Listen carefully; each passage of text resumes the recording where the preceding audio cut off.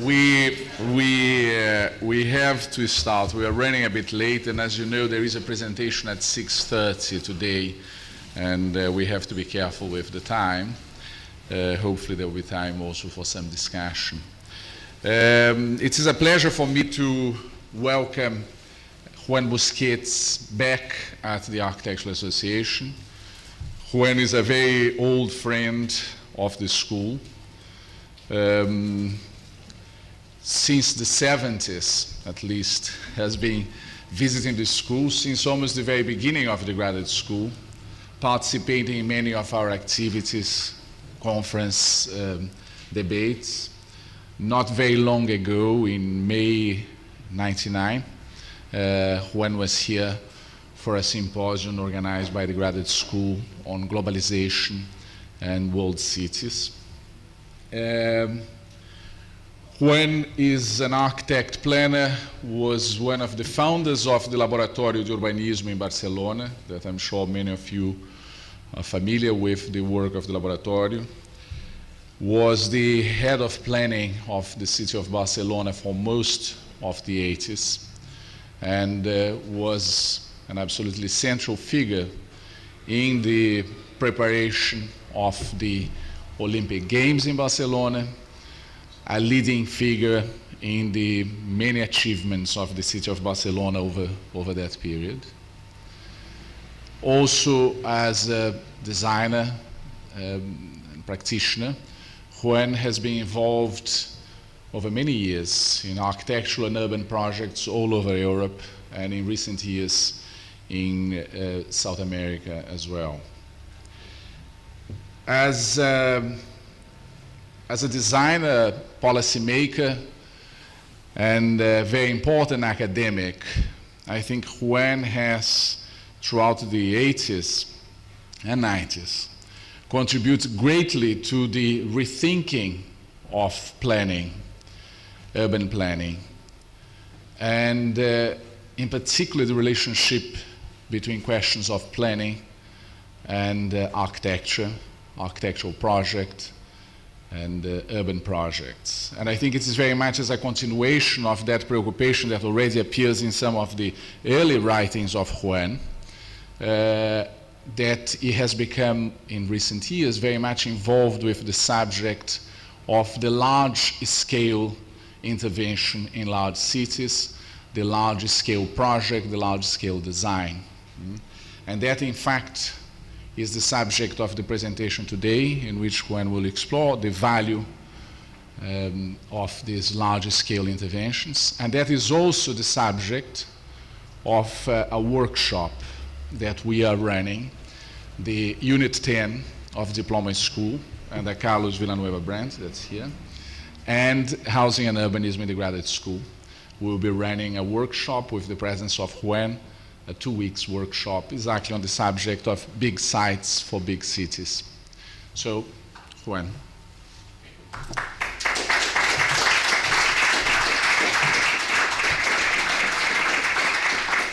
Okay. Thank you very much, Jorge. It's really a pleasure for me to have the opportunity to show you some of the thoughts and some of the practice we are developing. In fact, as Jorge said, we are really struggling into the subject of trying to define a position in between what I like to call urbanism and urban architecture.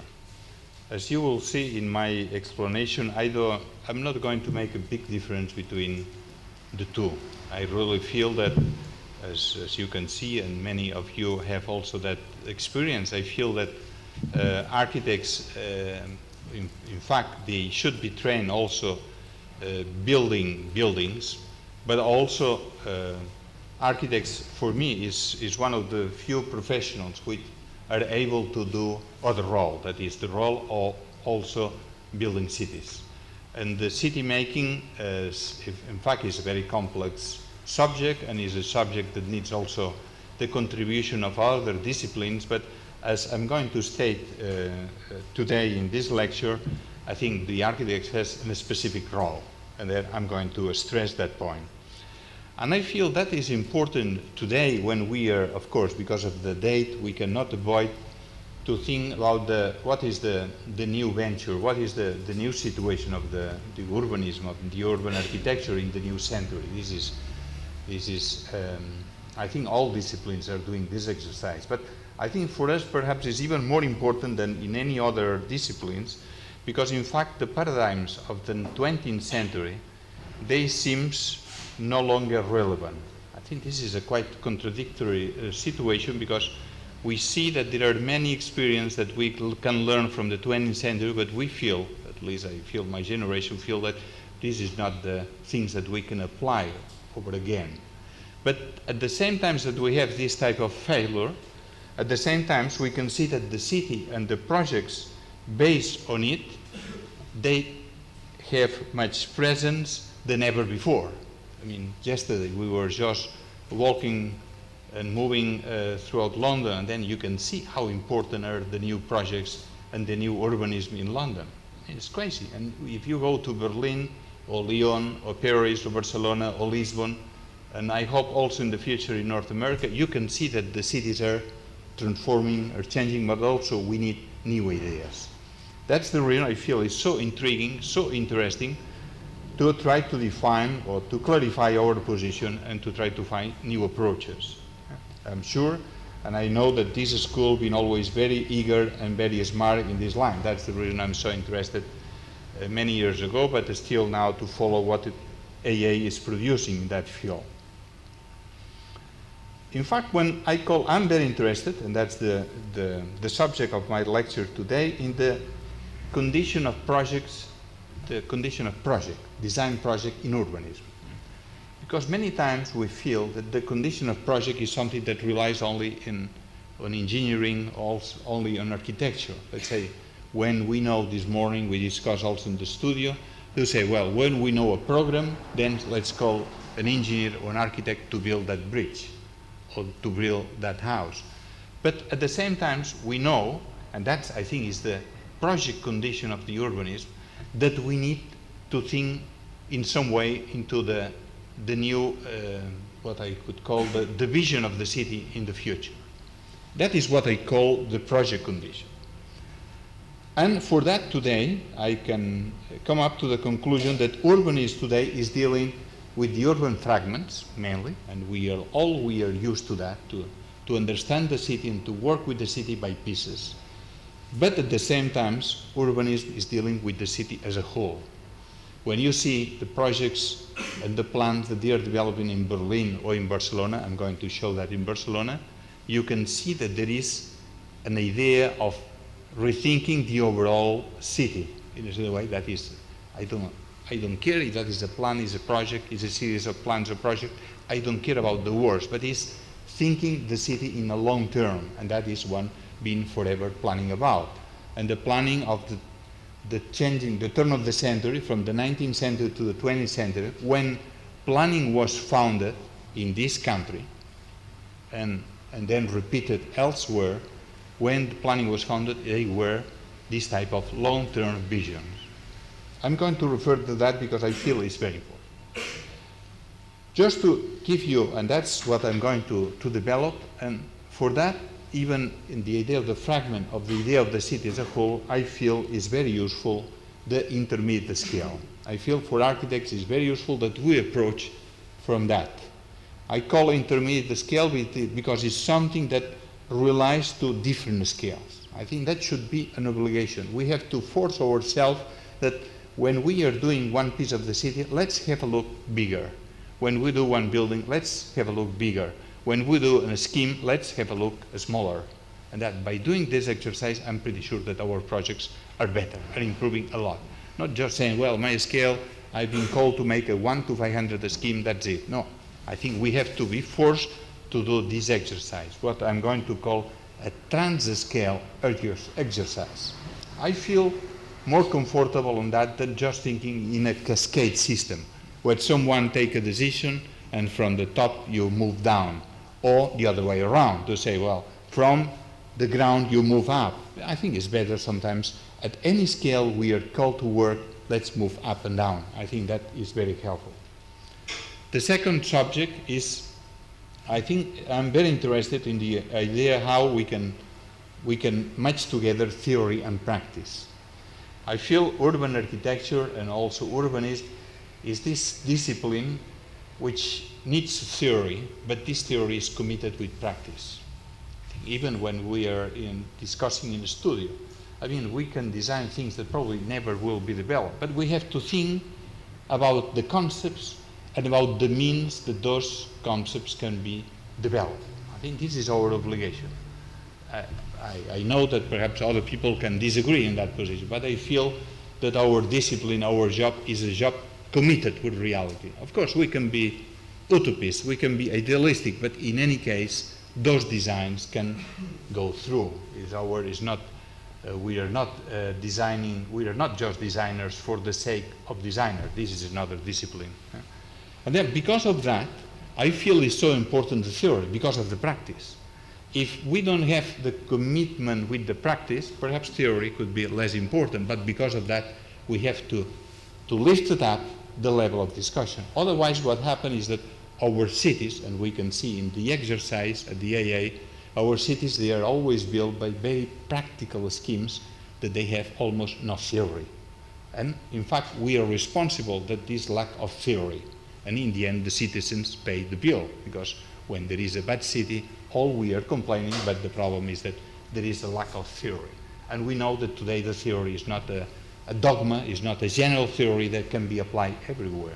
In that sense, I feel that we need several approaches. We need to look at what the others are producing, because sometimes that approach can be useful for my next project, that I don't know what that project will be.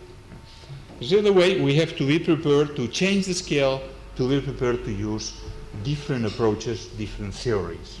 But in any project, we need a theory. It's not possible to just repeat the block system or repeat the street system, by beautiful it is, but we cannot apply the same solution like, unfortunately, we see many times today, even in places like London. Yesterday I was really shocked to see how a city which is the founder of this discipline, founder at the beginning of the late 19th and 20th century, but refunding again after one war and after the other war. I mean, where you could find the leading ideas. Well, today London is produced with this lack of ideas. I mean, in terms of, I'm sure that the new political panorama will make the situation better. I hope so. I hope strongly. Yeah. Okay, what is the project condition in urbanism, in urban architecture? I think some thoughts about it will rely on the idea of abstraction. I think the projects in urbanism, they are probably more abstract than in architecture, if may I say that. The level of abstraction is something that, for instance,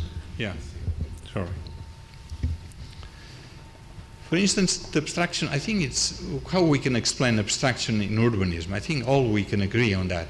The need that we can explain our projects, our concepts transfer into the space of the city. For instance, if we take the example of this book, I'm sure that you are familiar with the Italo Calvino Invisible Cities. When Marco Polo is referring and explaining all the trips to the king, he was describing Stonebridge piece by piece. It's like that. And then the king looked at him and said, okay, why are you spending so much time with the stones when is the arts theory the one that explains the bridge? And Marco Polo said, well, perhaps I'm wrong. But then Marco Polo reacts, but without the stones, there is no bridge. I think this is clear. Because if there is no theory, cannot be bridges. Because the bridge can be built by coincidence only. They put the stones and that's the bridge. There is a theory. But without the stones, that theory never exists. That's the theory and the practice. I like very much this example because imagine how abstract should be that discussion between Marco Polo and the king about the theory of the arch, that for us is quite evident. But without the stones, the arts never will be, an object can be repeated, can be developed. I think this is what is abstraction. The second idea is the city has an aesthetic condition. And I think that's very important, because when we are talking about the city today, we don't speak about aesthetics many times. We don't speak about the quality of the spaces we are producing.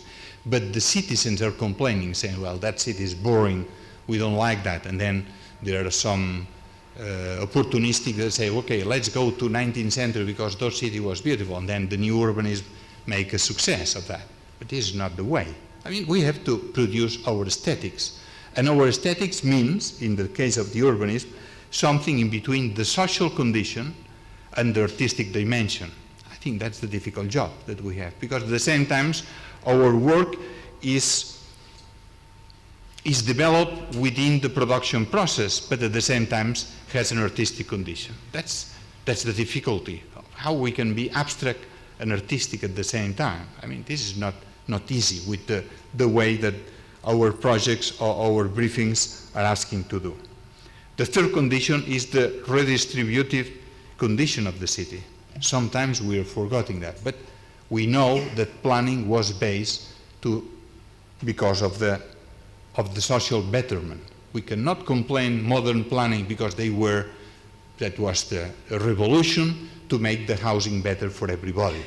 So I think we have to think it again, because many times we are producing schemes and we don't know who is going to take advantage of those schemes. I think we are not doing the revolution with doing the urbanism, but we are contributing to the way of the surplus value is going to be organized into the city. And we have to, and I'm going to show you, we have a lot of possibilities to make it clear, and by doing that we can really put that issue on the table. Of course, for all that we need different approaches. I'm going to move to the slides, and for the new approaches we are also facing new problems or new phenomena. I'm not going to expand that, but I want just to mention, because all these phenomena are quite, I'm sure, quite familiar to you. In fact, we know that our cities, they are really open territories. There is no any longer a boundary of the city. We know that the diffusion over the territory, what they call in Italian the diffuso, that means the city is growing and nobody knows why and what is the exact location of this activity, but this is very powerful. You know, probably you are aware, but in north of Italy they discovered that the most dynamic economy is out of any planning control. It's just growing. And then, of course, the center of Milano is a place where they make beautiful fashion, how do you call it? Fashion services, but all the production is there. And that's the dynamic part of the city. We know that the public sector is not longer the main agent of the city like it was after the war, and for us it's very difficult to accept that, but perhaps this is a positive item, but we have to discuss that. We know that the urban management of the city is very complex. Today someone said the new bridge of Foster has been approved for 30 different authorities. That means complexity, but at the same time we have to face that. The urban space is again the only place where we can get urbanity, and that's been accepted in many cities throughout Europe. The idea that the urban space is the key issue for the city in the future. Well, we know that we are dealing many times with self-organized system. This is quite important, because that was, for my generation, never considered. I never was trained about self-organized systems. Everything was defined from the top and then developed down. I mean, there are new phenomena. I'm not going to continue that all we are aware, but when we are designing the city, all these new inputs has to be in our brain, also in our tools that we are using for designing the city. I'm going to move through 4 examples. The first slides are, why not Barcelona, because otherwise you feel that this is the continuous city. Barcelona is a good example of what I like to call the southern capitals. you know, we can call that there is a big difference between the northern cities and the southern cities. That city, as you can see in Milano, in Roma, in Athens, approximately 100 pieces, different urban morphologies, but one piece of the city is built next to the other without discontinuity. That was the model. Northern cities has other pattern. Perhaps they were destroyed during the wars, but there are other schemes. But the southern city is like a compact city, different pieces, but the pieces are one next to the other. The most popular program in Barcelona was this idea of building a general strategy from the leftover spaces. That is what we call the program, the plaza program. And you can see that plaza and you can see the building surrounding. You can see the quality of this architecture, and you can see then how the open space projects, they are reacting against the lack of quality of this piece of architecture. Of course, that's the outskirts of the city, like it was. You can see the quality of the dwellings, very, very poor. We can say there is no architect, but of course there is an architect behind each building. In Spain is by law, but you can see how low-profile architects we have sometimes. Then, of course, that the open space means sometimes that you can build a parking underneath, you can put the public transportation, then you save all that space and you can create what we call a Rambla style. But of course, the cities, this type of compact cities, like you can see, you see you can see because of the lack of quality of these spaces and the lack of quality of housing, you have to demolish some buildings and you have to build up new buildings. That's what been the program in the city. That means in order to keep and to increase the quality of the existing city, sometimes you have to demolish some part and to rebuild some new buildings. Then we studied the possibilities and we came to the conclusion that the best was, you see that church, is that church there, that in front of the church we have a square that was 8 meters width square.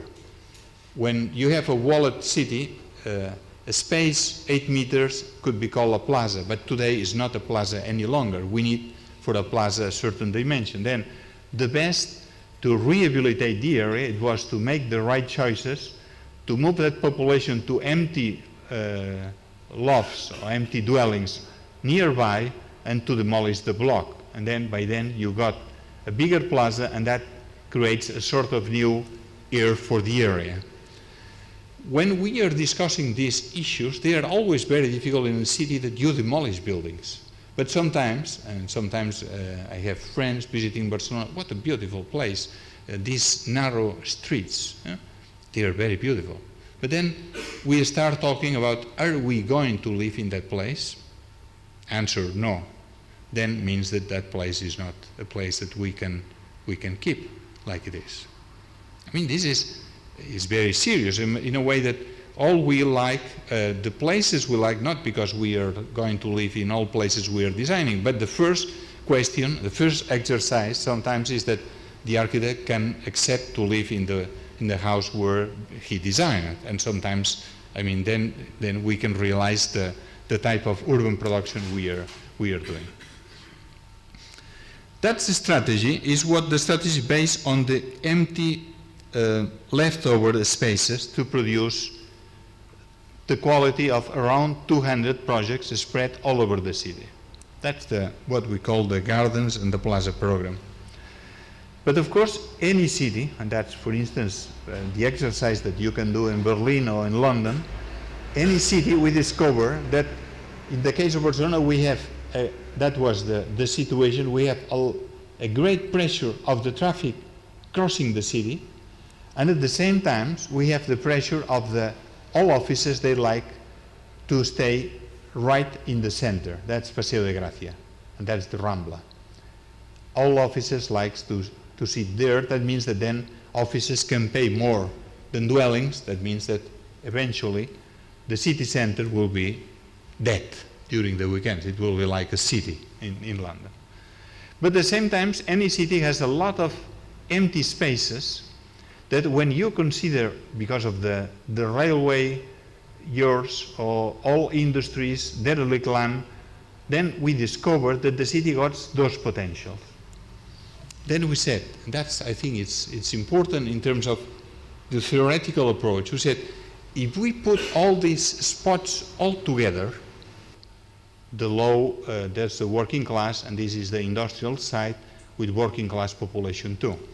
So the way, if you develop all opportunities, each opportunity separate from the other, you never have the possibility to transfer something good from the west to the east and vice versa. This is the way, and that's the power of the urbanism, that you can put on the table that issue and say, hey, all these spots will be developed with private developers and they will make fantastic business. But why we don't try to share part of the cake from this side and to improve the quality of this side? And this, I think this is quite essential, the redistributive effect that we can gain with this type of project. Of course, later on, each project will be developed, different developers, different architects, and different time schedule. You cannot fix, and that's the point, you cannot fix all these decisions one day and then say, okay, that's it, and then you will develop that in 20 years' time. Nobody can do that. I mean, our planning system, our strategy should be quite clear about redistribution, but quite open about how the buildings will be, how the buildings look like in the future. Because the buildings that we like today, perhaps in 10 years, or 20 years, we like buildings differently. And what today we feel is a program for offices, in 5 years will be a program for I don't know what, a mixed use or whatever. I mean, this change dramatically every 5 years. We realize that. Then within that program, the city tried to mobilize all these spaces. I imagine that our site, the site of the studio, will be like a small piece of that. That piece will be something like 30 hectares, to give you an idea about the dimension. Altogether means something above 250 hectares of land within, in town. 4 of these places, the 4 pink, were the 4 sites of the Olympic. That means that the city committed himself to say, well, we are going to develop for 92 these 4 sites. Why? Because by doing that, you split the energy of the Olympics in the 4 places of the city. That's the sports facilities of the city. That's Montjuic, where the Olympics of 36 should be placed. But Hitler took over the Olympics from Barcelona to Berlin. That was the political reason that the city decided to use the same stadium that was decided in 36. And that forced our project, because then we have no alternative. Sometimes you have to accept this type of political issues to say, well, this is, then you have to refurbish that building because it was the building of that period, the progressive Olympics against the fascist Olympics in Berlin. That was to open the waterfront, and that was to create a park in the northern working class area of Barcelona. Okay. In fact, when you discuss that issue, yeah, then you can see, well, this is the outskirts where you have this type of housing estate with very low quality, that the space were reserved for a freeway, and then you study carefully the situation, then you decided that probably you have enough space to combine traffic, parking, buses, but also you can make a nice rambla of it. That by doing that, you create a real center in the middle of this housing estate. I mean, this is the type of strategy. For instance, that's the edge of the city, that's the harbor, and then we like, this is the old town, we like to jump from the old town to the harbor, but then you have in the middle 14 lanes of traffic. Then you are talking a lot about the relation between the city and the harbor, but how are you going to do that with this stream of cars? And then we came to the conclusion that in this type of hypothesis, the best is to split the traffic in 2 situations. All the cars that they're going from one side of the city to the other, they are passing under, and the cars that they are going to the center, they stay on the ground of the city. With that principle, we developed a series of projects. This is the waterfront. We did the same, that this traffic through is passing under, up and down, and the streets are only for urban traffic. That's the Olympic project, the Olympic Village. That's the infrastructure is decided, and it was built for 92, but the rest of the project is built up till today. I mean, now all that is full of cranes, and those cranes, they are to develop projects that they follow the general vision of the city, but the architecture perhaps is different. And also I can even say, I don't like very much this project because it's too much American anyway, but the vision is there. I mean, the way that the city is organized, the waterfront is fully open to the public, and it's generally approved. Yeah? That's the previous situation, that's the old town, that's the park, and that was the situation, the derelict land. You can see the containers, the oil industries, that's the same line. Yeah? This is the image 1985, and this is 92. In only 7 years you pass from here to there. Yeah? There is a lot that can be discussed about what is the strategy of that project, why we did the choice to concentrate all our efforts here and then to decide that later they will develop, they will move on. The other possibility will be to do a waterfront and to rest and to leave the rest for the future, the backside. But we thought it was better to build pieces facing the sea and next there. Eh? You have to keep in mind that was the sewage going straight to the sea. 85, this is a capital of the Mediterranean. That's the situation. In those questions, we have to be very serious. We have to be very rational. We cannot talk about the aesthetics of the city. We have to say, okay, we talk about the aesthetics, about the scale of the buildings, but at the same time, we have to be very rational. We cannot accept today that one city is sending the sewage straight to the sea. That's, I mean, it's something that you have to put on the table. I mean, but then, and I think that's the key question, by doing that, you can create, you can see that's the construction of the system of the sewage, the traffic underneath. That's the reason that this level is lower than that level. But that means by doing that system, you can create the interceptor of the sewage, but at the same time you can protect the beaches. That's the system which was decided. That's the Olympic site, the Olympic Village site. The harbor, the Olympic harbor, and the construction. That's the harbor. Again, that's when that project is already, the traffic through is underneath, and you have only public transportation and urban traffic. Urban traffic means the car which stops every traffic light because you are going to the city, but when you are going from one side to the other, any one of us, we are becoming dangerous because we want to go as fast as possible. Just move these people down. Let's move these people in another situation. I mean, the same car, the same person has a different attitude. We are not any longer visitors of the city. We are just like rats. Well, that's the harbor. That's another project. Anyway, I think for the city, that's the Olympic Village, but you can see that the rest is empty, was empty in that moment, and now is full of cranes with the construction, following the vision, but following different intermediate projects. And that here I make a difference. We have to design the city in a way that each time any project gets the freedom to do the program, to do the pieces. Otherwise, we are frozen the process, and then we are creating a trouble. That's perhaps we can expand that later, but I feel this is quite essential. Here you can see the idea of the southern cities, that they are almost compact cities, that you hardly see the green. When you walk through the city, then you feel the green of the small gardens and plazas and courtyards. But generally speaking, the big green is only the mountain. That's the one is protected. But this is very much the Mediterranean pattern. You will find everywhere that pattern. I don't know if that is good or bad, but it's something that we learn is the system.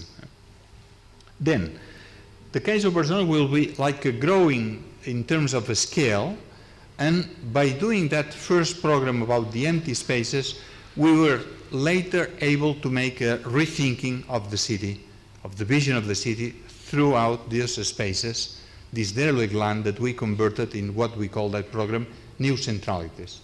New centralities means that when the richer part, they are developing this piece, they have to pay some infrastructure back to the city.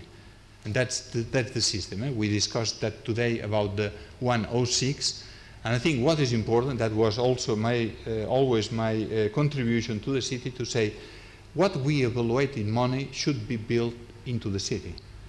Because the money, I mean, paying back to the city is very dangerous, because money is very dangerous. When we're talking about corruption, it's because the money is abstract. The money should be very concrete. When you discuss the extra, the surplus value there, you should know that, but that you pay the park there. But this is a real project. It's not just 1 million pounds. It's that park designed by Mr. X and be built next year. Otherwise, the money goes, we don't know where, but sometimes it goes to pay other things. But anyway, if they pay the fees of the civil servants, even that I don't agree, because that money is created by the city and then should go back to the city immediately. And that, I feel, is a very simple and could be very rough strategy, but I feel that in those items we have to be very crude, very clear. I mean, as clear as we are, better for the city. Otherwise, okay. I'll try to move to different projects where we've been involved and we don't have the chance of making an overall project. We are forced to work at this intermediate scale. We are forced, or we are just called for that. I mean, I'm not saying that the intermediate scale is a bad. I feel it's really the scale, the right scale to work and to improve the city. This is Malaga, the south of Spain. This is the capital of the Costa del Sol. And the city center is there, but next to the city center they had this dry river. A dry river in our climate means that once every 5 years is full of water and also is flooding this part of the city. And they did that in the 1910s. They did the wall, but behind the wall they have an alley. This alley has 2 meters and they call corridor. They don't call a street, they call corridor. That means it's a corridor, and that's the name of the street.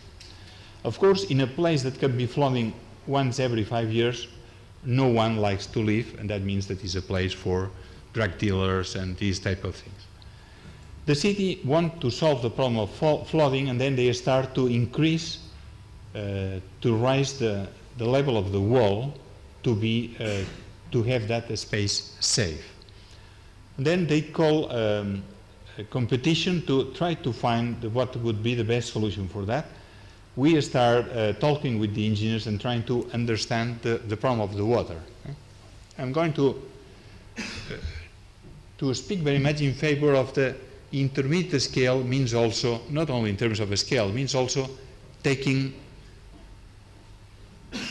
the energy from other disciplines. And I learned a lot in that project from the water and the streams. And then we discover, for instance, that we did a model, a physical model, that was a model, because this is 500 meters long, and we did a model that was 25 meters long in Madrid with real water, because the engineers did with the computer, but the problem was so serious that I advised the city to do a real model, to see also how it works, because they have to be sure that by doing that. What is the strategy of the project?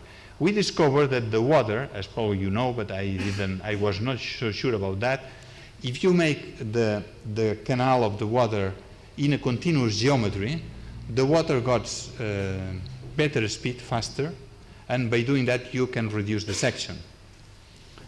With that strategy, we came to the continuous radius, which is 650 meters, the radius of that shape, and by doing that we can make even the river narrow and lower. By that mechanism, we can apply this section. I was referring today to the Adelphi Terrace in London. It's not like the same, but we use the 2 levels. From that level, which is the promenade, you can, in some places, go down to the river, because the river is dry for years, and then you can walk and you can use the river. And the rest can be also a place for a local street, also access to the parking of the new buildings that will be built there. the old town is there, then we force, that is the church that gave a name to that area, this Faubourg, this extension of the walled town, and then we force those buildings, they are lower than the campanile of the church. That is because we want to be in that. And then we start playing with the twin buildings that they are not exactly equal, but they play to make that space stronger.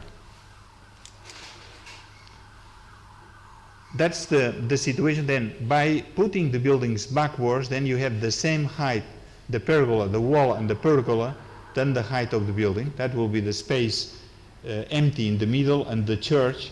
And then, of course, we can play the wall with the bricks, using different bricks for that, for the pergola and the wall, than the bricks that they will use for the building. Here you can see the construction. Then the river, we dig down the river 3 meters down. We gave 2 months to the archaeologists to find some interesting pieces in the lower level of the river, and then putting the river down and taking that geometry, the river is, the city is safe with that concept. We have to struggle with relatively low budget, because it's, I mean, we have to do that with the same budget from the hydraulics, let's say. And then one part of that is maintained with water, because during the summer it's very hot. And then, as you know from the Arabs, the water is really the best way to keep that comfortable during the summertime. The pergola, behind the pergola will be one building in this side and the other on the other side. That will be the place for one building, which is a hotel, which is already built, and that is housing. The rest is housing also for rehabilitate to be used by the borough. That's a public initiative project, and that's here you can see this is to get some natural light to the local road, and that will be when the fountain is on or during the evening. In a way, for us, this is a project which is based with that idea that by integrating other disciplines, that was the water engineering, we can provide a better quality for that urban piece, urban fabric on the city. To tell the truth, this project is quite, if you go to Malaga, you hardly see that project. What I think I like very much is that the people of Malaga, when we finished the project was a nightmare, because during the construction we have the company, the contractor has to ensure to the city that they have means enough to block the river in case of the flooding. That means and when we finished, then the people start using, and they said, well, it was not so bad, the river with Malaga. Because, well, in fact, it's natural that you put the river in that place, you just make, and now the city is there at the level, in place of having a wall, you have the city, you just place the river and the city in the right place. That's the way I feel many times we have just to do this type of things. Well, in terms of the composition, we were struggling very much of building one building that still is waiting for the buildings that they are coming afterwards, because those operations, they were done by private sector, in a way following the rules from the plan. Okay. Then I feel that this idea of trying to create a rational with infrastructure is something that helps a lot. Another project is a competition we did last year in Hamburg. That's a beautiful piece in the city. Hans Harms is here, and he was also, we were discussing that project with him, and he knows very well the city and that situation. You have that, it's a beautiful downtown. This is the old town, but what is interesting is that length, that piece, which is the Speicherstadt, which is the warehouses that it was, I'm going to make it very short, but it was the free tax city where all the port development were based, because that was like a free from a customs point of view in relation with the city and the industrial sectors. And that makes this fantastic piece of architecture. I think it's like the cathedral of the warehouses. I think it's the most beautiful area I ever seen in terms of talking about the warehouses. I think that's clear. The city wanted to keep those buildings, but the city was struggling to say, well, we want to redevelop all this area, which means 150 hectares of land and water, 100 land and 50 of water.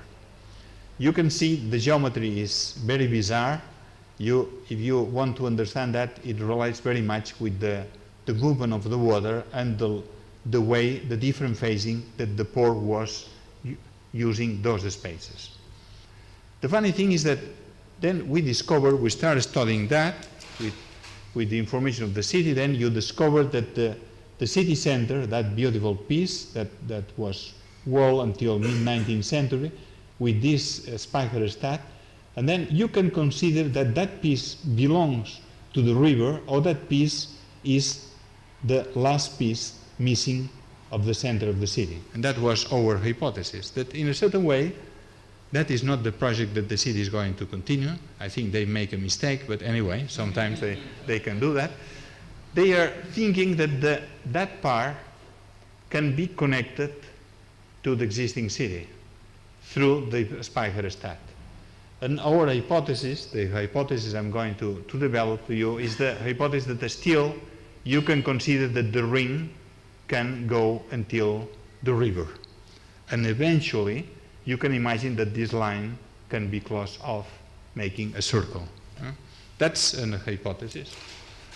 That's the reason of the competition, sometimes that you can stress this idea to say the ring. I don't have time to explain, but all the big cultural facilities there surrounding the ring, but in Hamburg you never get the feeling of the ring like you did in many other cities. The case of Vienna is clear. Vienna did the hypothesis that the ring is the master piece of the city, and we were doing the same for Hamburg, saying, okay, let's allow the ring go down till the river, and eventually you can imagine that a sort of new monorail or something like that can connect all these cultural facilities, making a sort of center of it. That could be a hypothesis.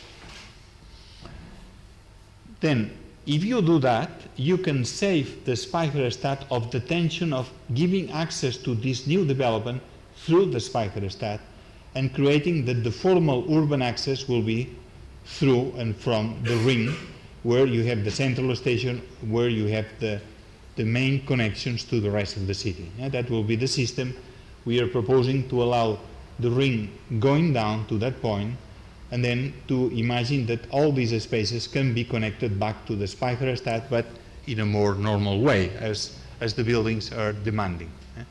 There is a huge building complex there that will be facing the river, which is a 300 meters long mammoth, very low, having all the activities that they want to do, a cruise terminal or whatever, all these type of things, that American model that they have in the briefing, all the...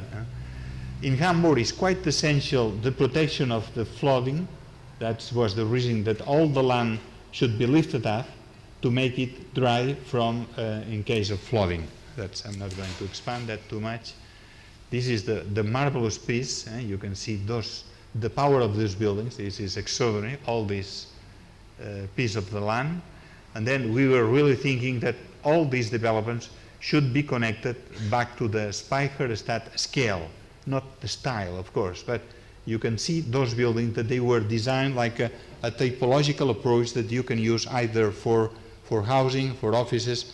I think we know today that there are some dimensions of buildings that could be either used for housing, for offices, even for hotel, even for mixed use. I think this is quite interesting to use this scale of buildings, but of course those could be contemporary architecture.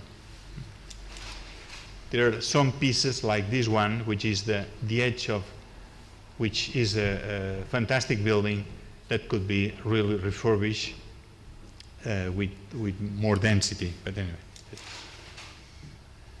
Of course, then, how you design 100 hectares without designing everything? Then we call what we like to use the urban morphologies, and that will be like a replica of the Speicherstadt.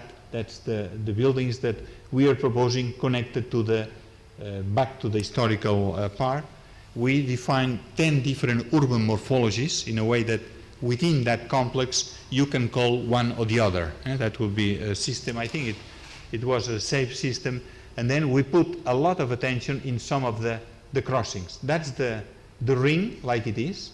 You don't have any feeling of the ring. They are preparing to build up there. I think that will be a big mistake because the ring can easily move down, like in that proposal, that was just allow the ring moving down with the monorail or streetcar or whatever they like, and that could be a 50 meters boulevard going down without cars, pedestrians and bicycles, and then this type of morphology, relatively intermediate density, is a project which works with the same density that we are doing in the studio, 1 square meter per square meter, which is quite reasonable. And then we came to that conclusion to say, well, if you have that piece, the speicherstadt, just leave the speicherstadt, allow that the streets can pass through it, but let's consider that if you want to redevelop that part, allow that by using the ring to the river, you can make that connection, and then you introduce a new structure that will be the backbone of the all new developments. By doing that, you can allow different morphologies to happen inside that complex. Probably it's a project that should take 15 years to be developed, or 20 years, in a way that you have to ensure, that was our hypothesis, like the big, what I like to call the macro form, the macro geography. There is that French geographer, Brodel, that is recalling about that, to say the cities need sometimes a macro geography, some clear signs, and our proposal was to say, let's allow the ring and let's make a backbone that connecting to the new entrances and do not alter the urban conditions of that urban fabric. That was the hypothesis. By doing that and by saving some green corridors and some park structure, for the rest you can allow different decisions, different intermediate scale projects that can happen after our decisions. Even that we were not lazy guys and we produced all our morphologies to show that that was possible, but we were not having the intention that everything should be controlled from that scheme. In a certain way, when you move from that larger scale back, you have to prove things, but at the same time you have to say, okay, this is just a simulation, how the things could happen, but allow other architects to join the project and do it better. Okay, the final project, if I still have time, 10 minutes more, is another scale. This is the scale of a large building.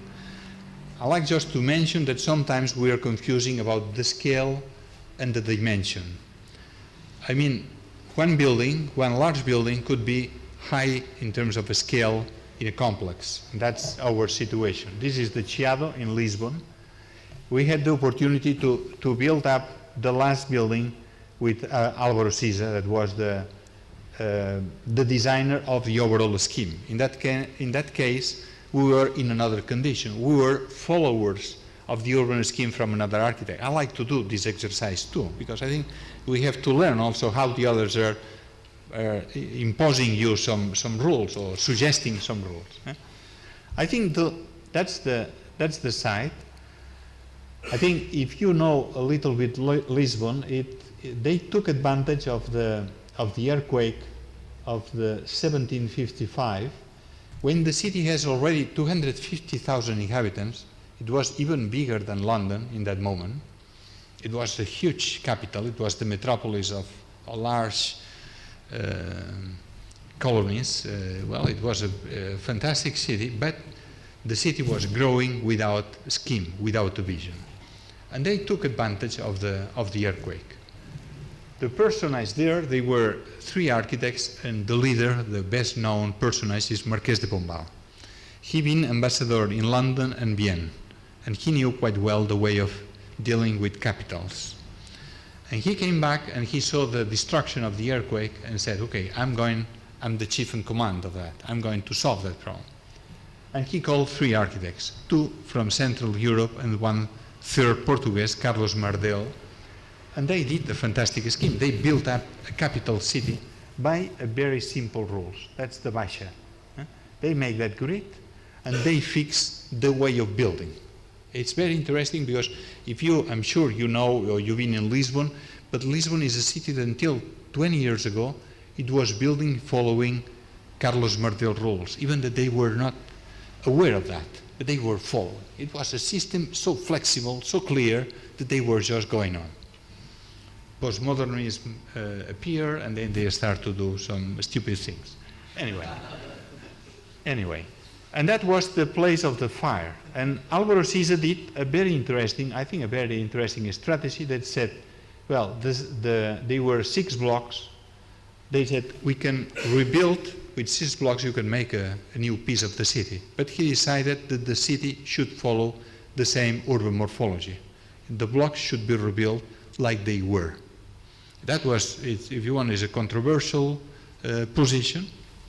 Álvaro Siza is not conservative at all, but he said, for the sake of the city, we are right in that part that was rebuilt in, perhaps we have to consider that the city has already one project, and let's borrow that project and let's try to make it contemporary in the way, the means we use for doing architecture, but not in terms of the morphology we apply for that.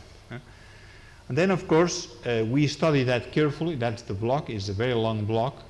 It's the longest block in the center. In a certain way, even that is only 100 meters long block.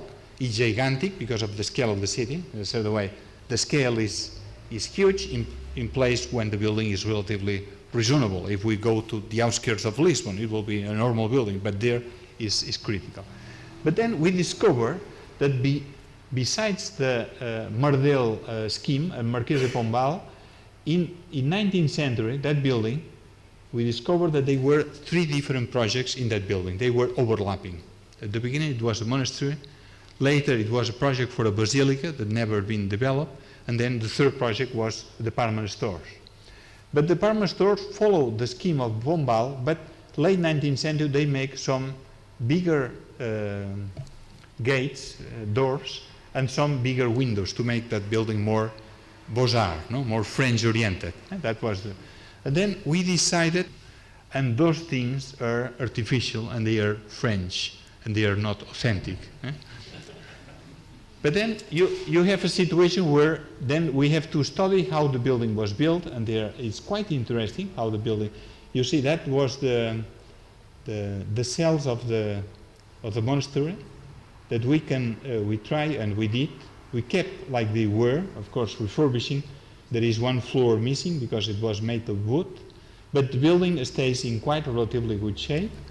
But you have a very funny situation where you can see how rigid and severe was the order from Marquês de Pombal and the architects, and you see a long building, how a building can be composed like if they were smaller pieces of the building, with a big tower in the center facing that street. The tower had 1 meter 90 centimeters.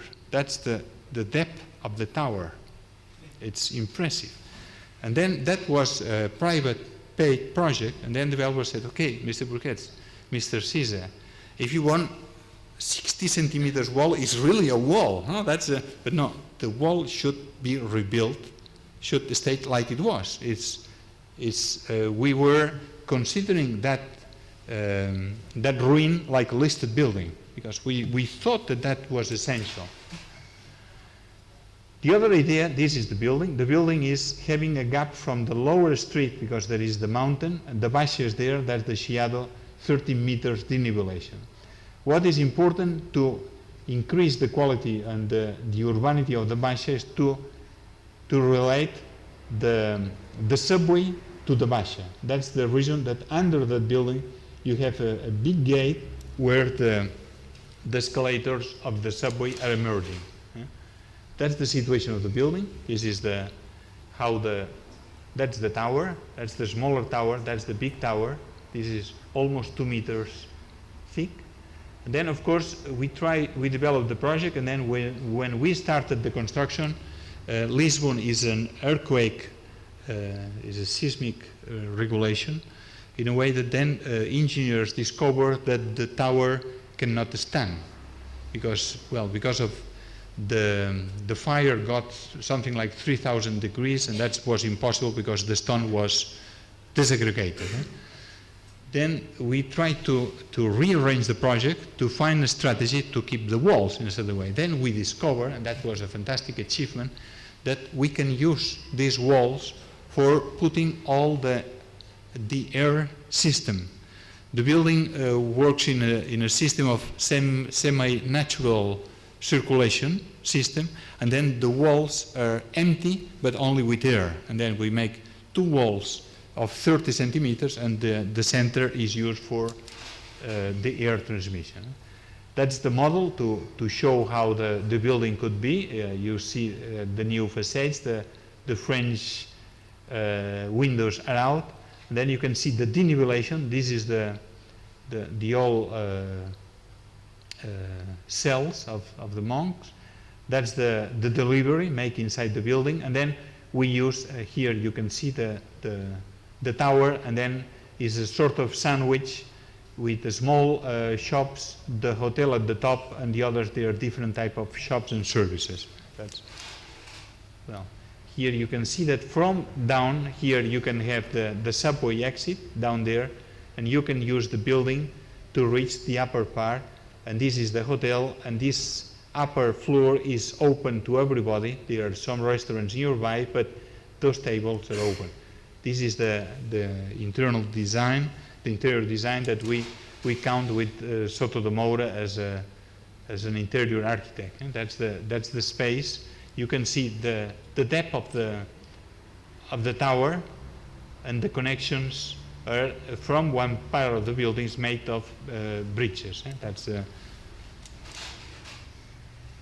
now again the tower. You can see that the windows are really like they were, even that the material, but even the section, the profile used for the wood is like the original system, and you can see that the light, the natural light passing through, and the minimum of natural artificial ventilation that we have, this is concentrated into the tower. That makes that being a very dense building, you don't see any pipes, any elements.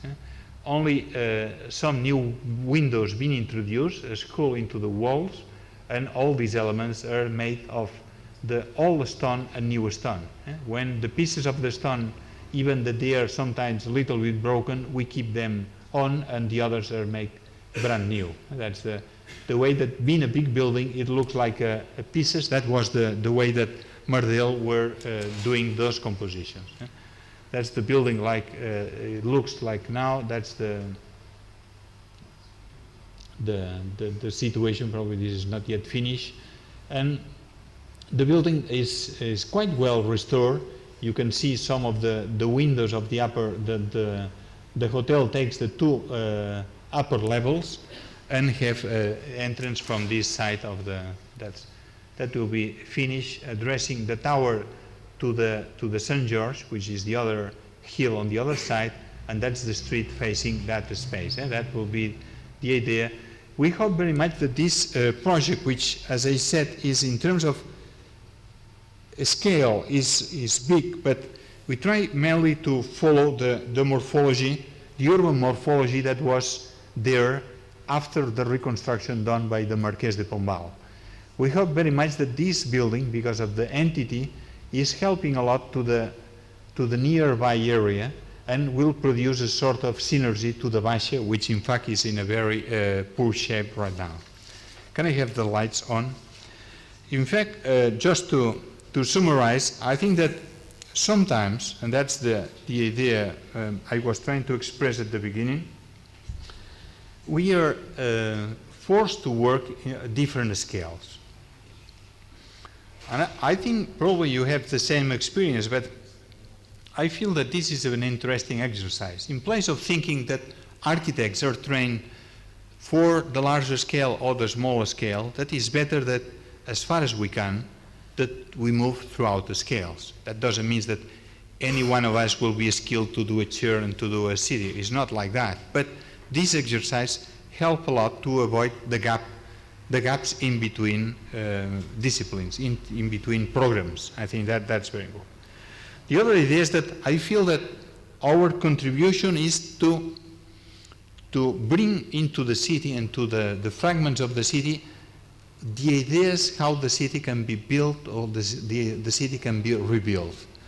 I feel very much that even that the project is a process, and we have to understand the idea of process, and that means that we have to be prepared to use different tools and sometimes to borrow ideas from the other, like that project, and sometimes we are giving ideas to the other architect joining the projects. But even in that case, I feel that our contribution is the contribution of adding and putting new ideas, new concepts to the schemes. I feel in the end that is the only contribution we can bring to that. I mean, the help of the engineers in the Malaga project, it was fantastic, but the engineers were unable to make that urban piece there. But we learn from them and they learn from us. In the other way, I feel that is thinking that the other people working with us, they are not our service. Give me the information and I'll make the synthesis, like sometimes we do in the offices. We have to listen carefully because sometimes by learning that, I learn also in my questions, which I can get a new idea how that river can be related to the city. And that I feel is the only part where by this, by the recovery of the idea in terms of the project, we can at the same time be abstract. That means that our ideas can stay longer than the political terms. Our abstract ideas should press and go through sometimes many political configurations or profiles, but also we can bring the aesthetic quality to the projects. That means we can make choices about the quality. But also we can, as we saw in the case of Barcelona, in some cases when we are working in big fragments of the city, we can make our point in relation with the redistribution. I feel really that commitment in relation with the redistribution is something which is not only political. I think it's something that we have to produce, because only by doing that we can create a city which can be mixed use and used by different people. I think the future of our city will be, if we make a right redistribution between the areas of the city, we can make the city, even the rich part of the city, can be shared by other people. Otherwise, we are going to create ghettos. Ghettos for the rich, ghettos for the poor, like in many cities are doing. And the question for that, to avoid that, is this idea, and the idea that the public space should be designed as a place for everybody. And either in the poor neighborhoods of Barcelona, where you can see these ramblas with beautiful sculptures, and then the tourists are going there, and they are proud of having tourists to do shots in the north of Barcelona where nobody before was there, nobody that was living there. And I think this idea is a very powerful idea that makes a real mix-up of the city. Thank you very much.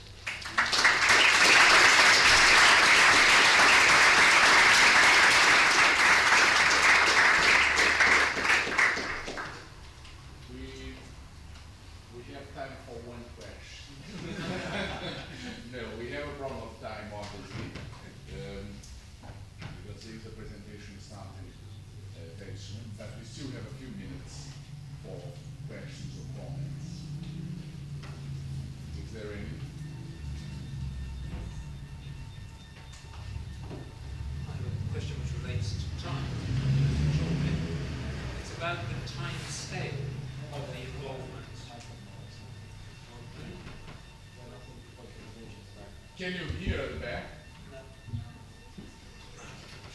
Can you hear when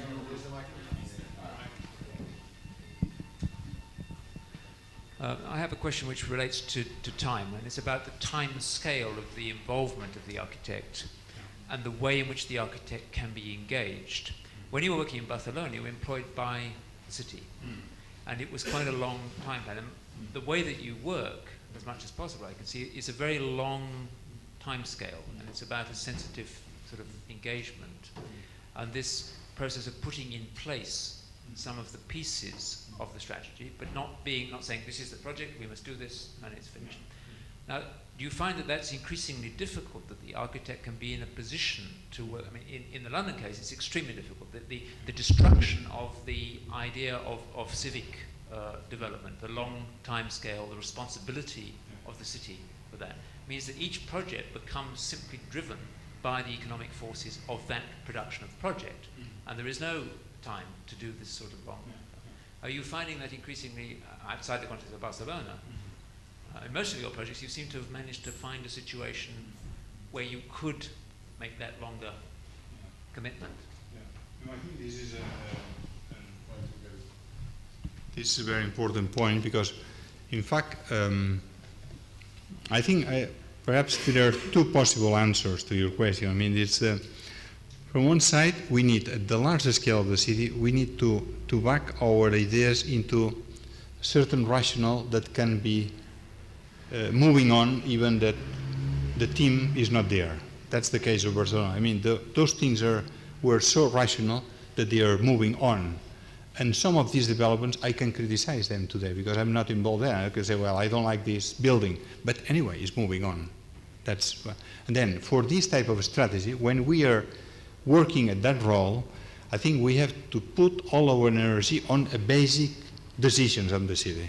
Things that you can create a consensus on it. Of course, later, the design of that intermediate project perhaps will not be of your esteem, but that's another point. The other question is, when you are working at the intermediate scale as a freelance architect, I think the right choices, and sometimes this is the mistake, is that you have to try to convince the principals to make the scale of the development in the right scale. And that's very difficult for us, because sometimes we feel as big as possible, and then we make a mistake on that. Because sometimes it's better to, going back to I think that is something that could happen also in Berlin, that sometimes they are trying to face so many things simultaneously that the things will start weakening all day together. Sometimes it's better to say, okay, concentrate in these 3-4 pieces, go for them, and then later you can move on that. But that is more a question of a strategy. For me, what is important at the scale of at the intermediate scale is that you can define pieces that, by the shape of the infrastructure and the open space, the things can be fixed up, even that they are not built up. And then the buildings, the decisions on the buildings, on the program of the building can happen later on. I think that will be my advice in that case. But I agree that this is the critical point. And that's the reason that sometimes we need to back our proposals with the planning strategy. I think that the planning is still, the traditional planning scheme is still very useful to fix those programs. But that doesn't mean that the planning is something which is, it solves everything. No, that means that it's just a tool that you can lean on them, and then you can move on. That's because I agree. And sometimes these projects, nobody knows what is the time for these projects. That's the most difficult thing. But when you see that scale, for instance, in Paris, not to talk only about Barcelona, in Paris, I think in Berlin they are doing a huge effort on that. But Berlin is also very special in terms of joining many projects together. I mean, it's a special condition. But for instance, in Lisbon, when they did the expo, they decided upon one piece, and the rest they are still deciding now. I mean, in a way, it's. I think we are going to be used to that. That means, and probably in London, you have to be also in that condition. That now I got the feeling that in London you have a lot of planning disasters, but at the same time you have too much big architecture in itself. I mean, you have to find something in between, and I think that will be the best for London. I'm sure of that. But for that you need to trust certain scale and to create some mechanism for that. Otherwise, I feel that to imagine that you make, like many architects are doing now, that to say, well, think it big, that means big buildings, that then you chop off the buildings. Well, in the end, you can see that the third part of the building is not standing any longer. I mean, this even done by the same architect. I mean, it's crazy. That means that it's not the the method, is not the right approach. What I'm happy today is that you can see, if you see the panorama, I'm quite optimistic. I should be optimistic. I think all we have, this is our condition. But when you look at the panorama today, it's quite rich, the different approaches. I think that's, for me, is quite important. That you see many, well, I mean, Koolhaas is one of the lines, but there are many lines now working on. I think that's very important. I mean, even because that means the different lines got different spaces, and that line could be good for these type of questions. That's, I mean, something like that. I wouldn't say that this is a matrix. No, it's not a matrix, but it's something that can be worked out. Can I suggest that on this positive note we finish, because really we will not have time for more questions now, but we will go to the bar, and those that want to continue talking to Fuen will be there for a while. Also, just to remind those that don't know, in case we inform you, that Fuen is going to be here tomorrow, and then next week he's coming back for another couple of days, and so those that... 2 weeks. Yeah, 2 weeks. In the end of next week, the 19th. 2 weeks after. Yeah, the end of the, it's like.